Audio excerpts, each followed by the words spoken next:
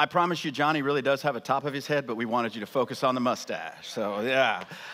Hey, before we dive in, I just want to let you know, give you a preview, really. In 2 weeks, August 4th, Sunday, August 4th, we are going to be celebrating big. We're going to do what we call Next Gen Weekend. There's going to be baptisms. There's going to be cake. There's going to be pictures. There's going to be a lot of stuff. And so I don't want to give away everything, but I hope you'll be here for that. And then the following week, we're kicking off a brand new series called My Not So Functional Family. So I hope you'll be part of those things.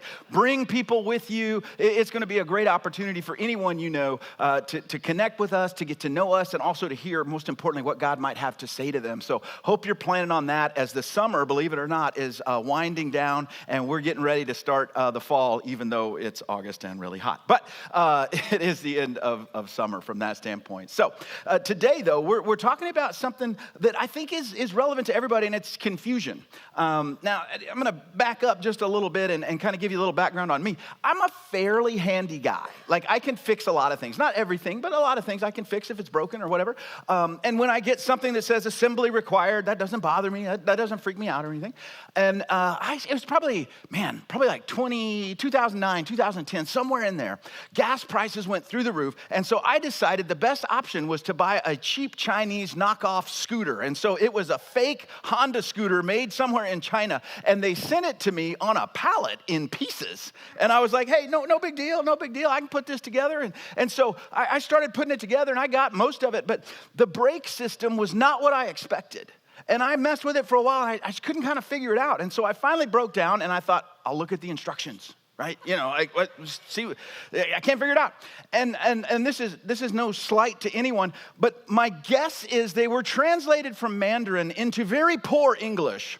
And the entire set of instructions for the brake system on the scooter was this: add the brake for braking to scooting stop. That was it. That was the assembly instructions for the brakes. And I did figure it out. I drove it. I drove it first before I let my wife drive it, make sure it actually stopped and all that stuff. But I did get it figured out. But sometimes, even if you have instructions, things get confusing. And so I wanted to, pursue this a little bit. And one of the things I checked on was, what about like something important like prescriptions? You know how you get that little bottle with the label and it tells you what to do? See if you can help me figure out when you're supposed to take these pills. Let's put that up. Mercilon, I don't even know what Mercilon tablets are. Every night before food, once daily, to be taken 4 times a day, 3 times a day, every 3 times daily. Take 1, take 2, take 3, 1 or 2. Warning, follow the printed instructions you've been given with this medicine. Everybody got it? Right? Like, why would that be confusing? Instructions, they matter, but having them is only 50% of the battle. I don't know if any of you guys go to McDonald's or not.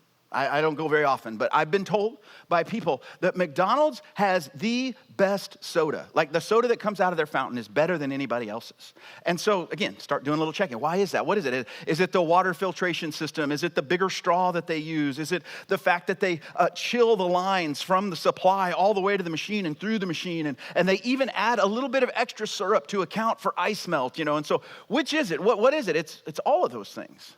Somebody asked the McDonald's people, like, you spent so much time and money and energy and effort on making sure your soda tastes good. I mean, how did you figure all this out? I thought this was great.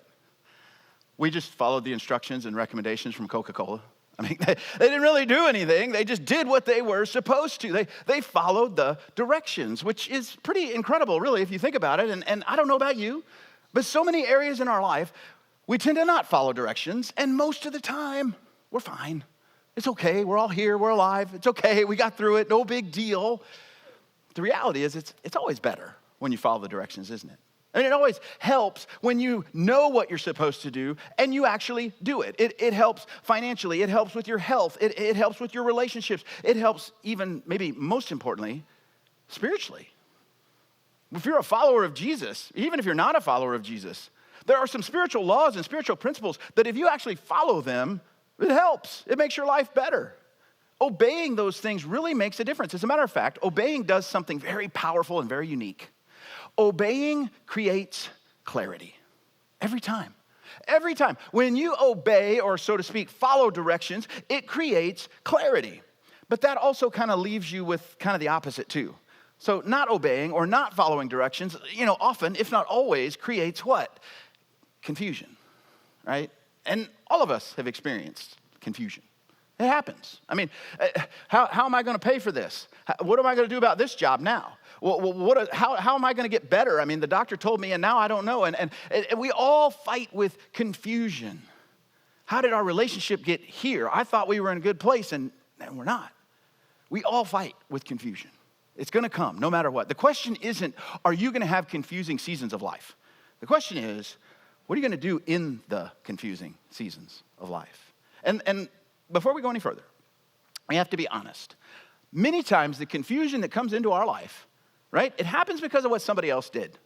Somebody else made a choice, somebody else did something, somebody else said something, somebody else pulled this lever, pushed on that, whatever it was, and the confusion almost like a big splash in a pool, it splashed up onto us. We thought everything was great, they did this, and now I don't know, right? That happens a lot. But there's another way that confusion comes into our life. It's a little less comfortable. Sometimes it's because we make the decision, right? We make the decision, we push on the lever, we make the choice, we spend the money, we have the conversation, whatever it is that creates confusion, and we did it often, even though we knew better. We do it anyway, and things get confusing. Does that mean every time I'm confused, it's because I messed up? No. Does that mean every time I'm confused, somebody else messed up? No. It just means most of the time, the confusion that we have traces back to not following directions. And unfortunately, that's a pretty common thing. As a matter of fact, it's been going on literally since the beginning. If you've been with us, you know we've talked about this, that Adam and Eve, the very first human beings that God created, they had one instruction. That's it. They were like, hey, do whatever you want, knock yourself out, have a good time, just don't eat from that tree. That's it. You know where that went, right? Couldn't do it. God gave him another chance. We come across Noah. By the time of Noah, there's a flood that's about to take place. Why? Because the description is kind of heartbreaking. It said because people's intentions were only evil all the time. And the norm was violence. That's not good. Got confusing pretty fast. And now we come to Genesis chapter 11. If you have a Bible, we're going to look at this together because we're going to see God at work in the middle of confusion in a powerful way that can actually bring about something meaningful in changing your life today. In Genesis chapter 11, we haven't done much better. There's Adam and Eve. You'd think, okay, we kind of learned from that. Then there was Noah and the flood. Okay, no, we really learned from that one. But here we find ourselves at Genesis chapter 11. People not too long after that last second chance, that fresh start, that new beginning, and they're kind of right back at it. Genesis chapter 11, verse 1. It says the whole world had one language and a common speech. And as people moved eastward, they found a plain in Shinar and settled there. They said to each other, come, let's make bricks and bake them thoroughly. They used bricks instead of stone and tar for mortar. And they said, come, let us build ourselves a city with a tower that reaches to the heavens so that we may make a name for ourselves. Otherwise, we'll be scattered over the face of the whole earth. Now, stop there for just a minute. If you're reading that and you've spent a lot of time reading Genesis, there were several red flags. There were several little check engine light warning pop-ups that happened just in that description. But if you haven't spent a lot of time in Genesis, you'll be like, well, what's the big deal? Well, there was a couple of things. They made the decision. They made the decision to go east. Now, if you read Genesis, one of the things that you find over and over and over, and we're going to talk about going east quite a bit today. Every time they moved east, they moved away from what God was blessing. And just to kind of, give you a quick sense of it, when Adam and Eve had to leave the Garden of Eden, you know where they had to go? They had to go east of Eden. They had to move away from the garden. When Cain killed his brother Abel, he was exiled and he was sent away. And where did he go? He went east to the land of Nod. If you fast forward a couple of chapters, we're going to end up eventually meeting a man named Abraham and his nephew Lot, and their family had gone through so much and had been together for so long, but they reach a point where they decide to separate tragically. We're going to talk about this in a few weeks. But you know where Lot goes? Lot goes east to Sodom and Gomorrah. Like every time anybody moves east, it represents something. They're moving away from God. Every time they go east, they're moving away from God. And so we see this right out of the gate. It says they looked to the east and they saw this plain and they moved that way. They moved away from God. And it wasn't just that. Not only did they not just move away from God and move away from God, what God was blessing, they made another decision. And that decision was to set aside what God had said. They took what God had said and they set it to the side. They set his commandments to the side. You say, where did that happen? I didn't see that. God had just told them in the prior chapter, I want you to be fruitful. I want you to multiply. I want you to fill the earth. And they said, nah, we want to build a city and stay here. We don't want to get scattered. We want to all be in the same place. And by the way, we don't want to leave and we don't want to move away and we don't want to go there. We want to do this instead. So we're going to set that aside. And then finally, maybe the easiest one, is they built a tower because they wanted to build a name for themselves. They wanted to be known. And I'm like, well, if you all stayed and you're all here on the plane, like, who's going to know you? You're all here. There's nobody else to know you. But they wanted to be famous. And they elevated their aims, what they wanted, above God's name. They weren't worried about God's name. They wanted to make a name for them. And all these things begin to paint a picture of people that even though they've had a couple of different chances, two or three chances, they're right back where they started. And to be clear, there's nothing wrong with traveling. There's nothing wrong with building a city. There's nothing wrong with wanting to achieve and accomplish things. The problem was they set aside what God had said to do those things. That's where the problem comes. And it's easy to look at them and kind of shake your head like, man, how did they not get it? Like, don't you remember there's the huge flood and all the stuff and having to leave the garden? And like, how could you do this again? Are we that different? I mean, it feels like we do the same things, doesn't it? I mean, and I'm going to pick a couple of categories, and I'm going to talk about these categories this morning, not because I want to pick on anyone or anything, but because it seems like most of the time when we move away from God, most of the time when we set aside what God commands, most of the time when we put what we want ahead of what he wants, it's in one of these three areas. It doesn't mean you can't do it anywhere else. It just seems like the majority of the time, this is where it happens. When it comes to sex and sexuality and marriage, so many times we are tempted to do just that. To feel like we know better, to kind of rationalize that things are different now, to kind of make our own decision because, yeah, I know what God said, and it's not that I didn't understand the instructions, but I have a better idea. We also do it when it comes to finances and money. We know what God has said. God has been incredibly generous to us. God has called us to be generous, but for some reason, when it comes to the money, we kind of get a little different mindset. Well, but I think he probably meant that for somebody else. That was for the pastor, not for us. That was for these people, not me. And then when it comes to relationships, we know. I mean, I think you could ask just about anybody from about 4 years old and up, what is the foundation of a healthy relationship? What is one of the core principles and core practices of a relationship? Well, you have to forgive. We know that because our Heavenly Father forgives us. And we know that asking for forgiveness and giving forgiveness is the basis of a healthy relationship. You cannot have a healthy relationship without those things. But sometimes, because of our pride or because we hurt, we say, not this time. That may be true in other situations, not true this time. And that's unfortunately the game that we play. It's just like the game that they played here in Babel. They kind of told themselves, you know what? I know what God has said, but I'm going to kind of have to move away from that in this situation. And I know what God intended, but I have to set that aside because the world I'm living in is so much different. And it doesn't really work that way, and our culture is different, and what people value is different, and what people say is good and bad is different. And so in this case, I kind of have to do something different. And honestly, if I do it God's way, that's going to cost me, and I'm not sure I'm comfortable with that. And so our desires and our emotions start to get us cloudy, and things start to get confusing, and we make decisions, and we feel like we have good reason for it, and maybe in one sense, you do. Because of what everybody's telling you.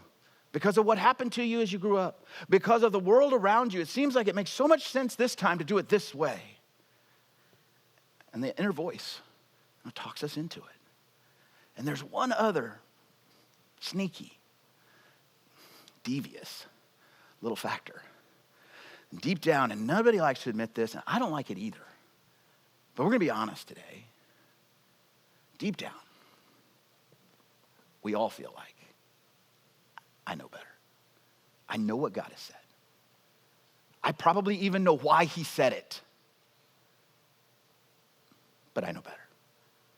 It's exactly what happened at this tower They moved away from God, what God was blessing. They set what God said aside, and they put their aims ahead of God and what he wanted.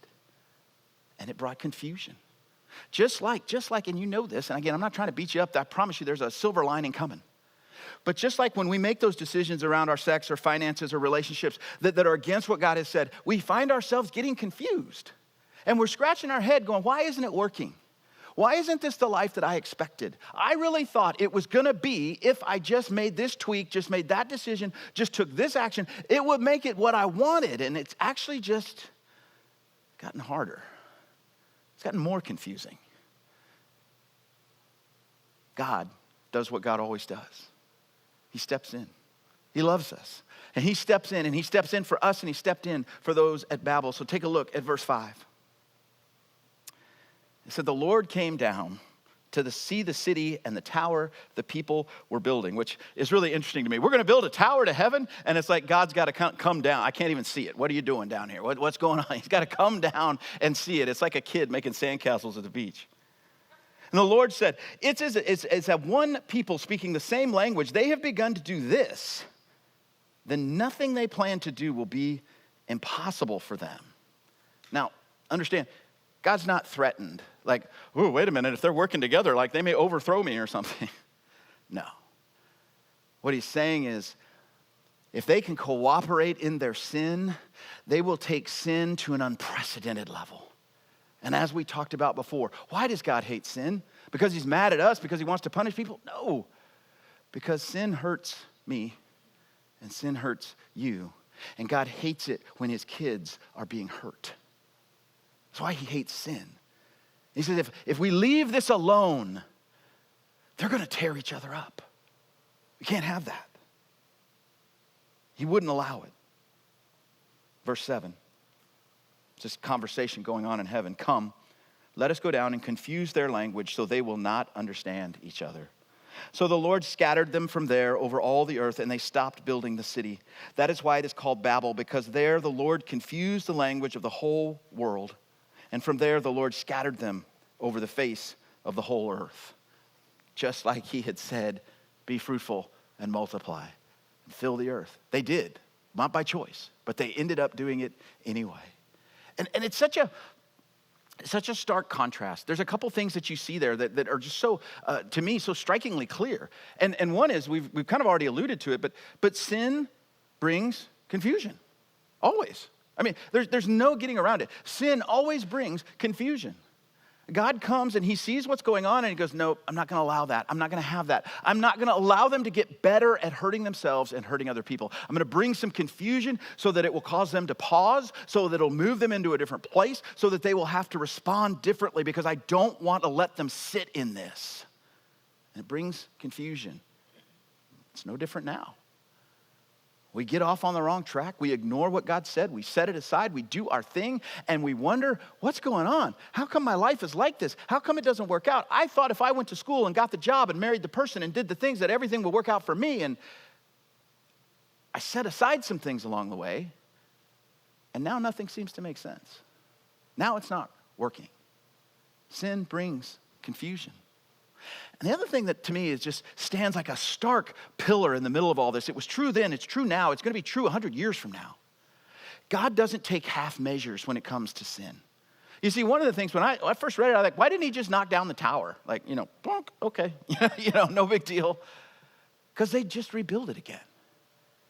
God doesn't take half measures when it comes to sin. He deals with it completely. So he says, look, if the problem is that they're going to collaborate on sin, I'm going to make it impossible for them to collaborate. I'm going to deal with this sin issue in a comprehensive way, not in a just in the moment kind of way. Things get confusing, but obedience brings clarity. And you kind of walk backwards. It makes you kind of wonder, who exactly is this God? Because we all have ideas about what God is like and what he should do and what he shouldn't do and how he does it. And, something bad happens and we think, oh, God's punishing me. And, other times something good happens and we think, oh, look, God, God must really love me. And we may be right or we may be completely wrong. Who is this God? Let me tell you who this God is. This God is the God who gives second chances, because when Adam and Eve failed to follow one simple instruction. Yes, there were consequences, but you know what else? There was the promise that there is one coming to crush the head of the serpent. When things got so bad that it got down to Noah and his family, and God said, look, their intentions are only evil all the time, and the normal course of the day is violence. They're hurting and killing each other, and I'm going to have to kind of reboot this whole thing. And yet there's a rainbow that promises that God saves and that there is hope. And now, with this Tower of Babel, with all this confusion, with God having to force them to spread out, there is a promise of one coming that we're going to hear about soon. That God said he will make his name famous, and through him he will bless every person. That Abraham is coming. And God will do through Abraham, God's way, what the people wanted to do for themselves. You see, strike one, Adam and Eve. Strike two, the flood. Strike three, Babel. And you want to say, okay, well, in baseball terms, does that mean we're out? We're not. We're not. Because our sin, while it creates confusion for us, it does not diminish God in any way. You need to hear this. God is saving even if we're striking out.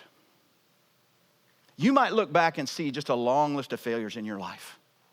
And you may say it in your head and in your heart, or maybe there's somebody in your family that you're ready to give up on, or a friend that you have, or whatever. And it's like, I don't know. They're too far gone. There's too many times. They've had too many chances. They've had too many fresh starts. They've had too many beginning agains and doing overs and all the things. Or maybe I have. And God looks at that and he says, I'm willing to save. I don't want to strike you out. I want to save you. That's who this God is. Does sin bring confusion? Absolutely. Does it diminish God's goodness? Not in any way, shape, or form. He still saves. And one of the things that is just, this is me being a nerd, okay? So I apologize. I'm a little bit of a Bible nerd. And I thought about this Babel thing, and I realized, you know what? God actually ends up reversing this. You're like, what do you mean God reversed this? Like, people are speaking different languages all over. What happened? How does God reverse this? In Acts chapter 2. The very first time the story of Jesus' resurrection is told to a crowd, you know what happens? People that could not speak each other's languages are suddenly speaking other languages, and people are hearing in their heart language the good news of Christ. God reverses Babel. Where there was one language, there became many. Where there were many languages, everybody heard it in their own language. In Philippians, Paul talks about this. He says that there is going to come a day where every knee will bow and every tongue, and he doesn't mean the tongue in your mouth, he means every language will confess that Jesus is Lord. There's a picture in Revelation that John describes, and he said, I saw around the throne every nation, every tribe, every ethnicity, every people group, everyone from everywhere was gathered there, and they were all confessing and praising Jesus. See, there's not quite 7,000 spoken languages that we know of in the world today. And there will come a day where every one of those languages is used to confess and praise Jesus. Because God is still saving, even if we are striking out. This is what he does. He allows us to begin again, and because we've talked about it this whole series, beginning again erases the bad endings. Every one of us would love the fresh start. And sometimes we tend to think, you have to really blow it. You have to have your life really torn up and messed up and beyond recovery before you actually want to, start again. I don't. I want to start again from yesterday. Because there were things yesterday I did. There were things yesterday that I said. There were attitudes in my head yesterday and thoughts in my heart yesterday that I would love to start again from. And while those things create confusion, obeying brings clarity. I've been talking about sex and sexuality, wealth and relationships. And it's so easy, isn't it? It's so easy. You know what? We should probably live together for a while. It seems like a good step before marriage, but I know what God said, but we should consider it as love, because love is love, right? And it's always love. It doesn't really matter if you love somebody. It doesn't matter. And That's ridiculous. Water is not water. I mean, there's clean water, there's dirty water, there's water that makes you sick. That makes no sense. But we tell ourselves that, and we believe that because the world around us tells us that. And we set aside what God says. When it comes to finances, we know we should be generous. We know that we need to live with open hands, but I got so much debt, I just don't know that I can do it. When it comes to relationships, they haven't apologized yet. So until they do, I'm not going to. I'm not going to forgive. I know my Father forgives me. I know the life of a follower of Jesus is built on forgiveness, but they have not apologized. So I can't do it. You see, we create so many times. We create the confusion that we live in. And can I tell you that God is not anxious to punish you for that? It's just that he has a much bigger and better and more beautiful vision for your life. He wants you to step into it and live it. Take marriage as an example. We've saw this. We talked about this in this series, that marriage was created long before there was a family or a government or the church or any institution. It was one of the very first things that God created was marriage. And he said there's no other relationship like it. It's incredibly special. It's set apart. It is holy. It is unique. So much so that when you read the New Testament, there are parallels in the New Testament of what is it like to follow Jesus. And one of the most common parallels is it is compared to marriage. It's not the same as marriage, but it's grabbing on those same ideas that following Jesus is unique, following Jesus is special, following Jesus is a holy thing, a righteous thing, much like marriage. That's God's vision of marriage. As a matter of fact, when Jesus comes back and time is over, it is not an inauguration, it is not a graduation, it's not an initiation, it's a wedding feast. It's a marriage celebration. That's how highly God holds that for you. And that's why he doesn't want you to settle for less. He has a big, beautiful vision for your life. He's not wanting to condemn you around sexuality or finances or relationships or whatever other area that you've moved east. He would much rather you draw in, bring clarity, bring beauty to what you've experienced. You see, God's blessings come. They come. God's blessings come with trusting, not testing. So many times it's easier for you to test, though, isn't it? It's hard to trust because you're not sure, and it seems easier for you to just test things. And some of you, you've been living in test mode for a long time. Yeah, I know what God has said. I know what I'm supposed to do. I know the rules. But I got to kind of make my own. I got to kind of do it my way because I feel like I got some things figured out, maybe that other people don't know, maybe that other people don't understand. I got these desires in me, and so I got to do it my way. And you've been living in test mode for so long.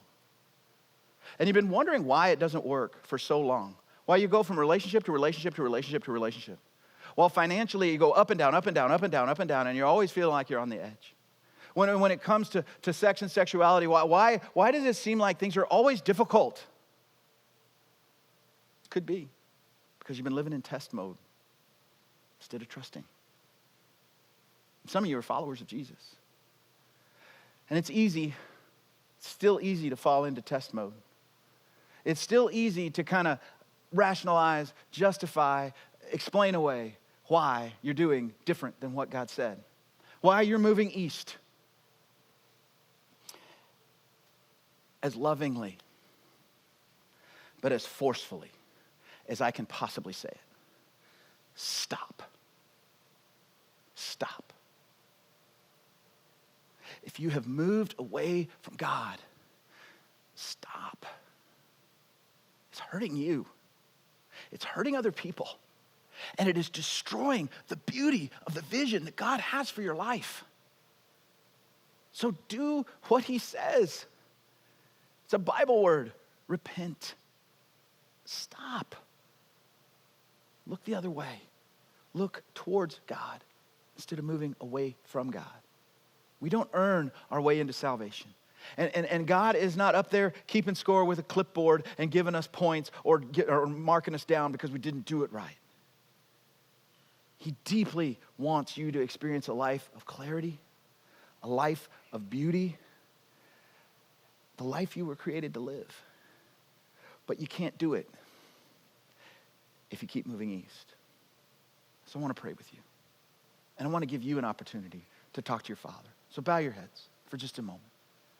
I'm not going to embarrass anyone. I'm not going to ask you to do anything uncomfortable or unusual. I am going to ask you to take a moment and speak to your Father about any area of your life where you've moved east. Just confess it. He knows it, but just confess it.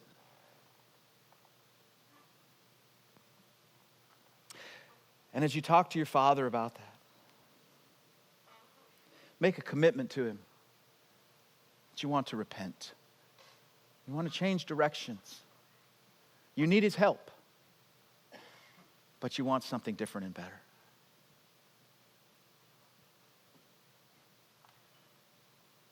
And now, thank the God that would rather save you than strike you out. Father, your word is so powerful. I appreciate that you are willing to cut through the things that we're uncomfortable with because you love us too much to let us sit in confusion, to let us hurt ourselves and hurt others. And maybe best of all, because you have such a beautiful, grand vision for what our lives look like when we walk with you. Jesus, we need your help. Thank you for dealing with our sin so completely. Thank you for the new life we have in you. Give us the courage to trust and give up testing. It's in your name we pray. Amen.